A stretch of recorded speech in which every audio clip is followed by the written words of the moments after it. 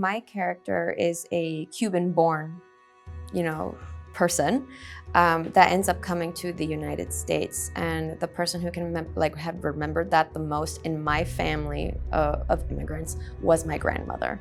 I emanated her quite a bit in this film. I play a Latina character, which I am Latina myself, even though a lot of people wouldn't know that.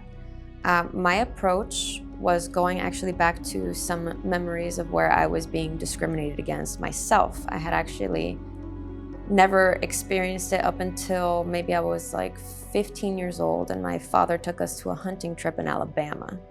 And we went to a restaurant, and I got excited. I ran up to the host, and they were like, "Oh, what name do you want to put down?" Because we had to wait for seats.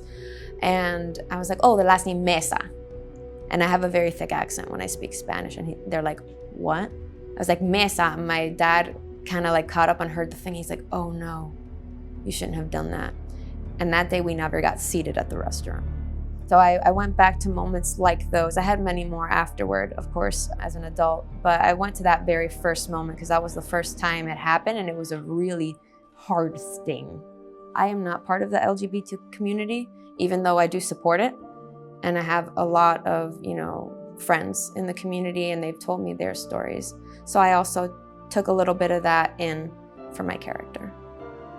Love comes in many ways, and it doesn't have to always be between some sort of, partner, but between just human beings, taking care of one another, helping you out. Hey, there are people struggling in another country. They come here to try to do something new.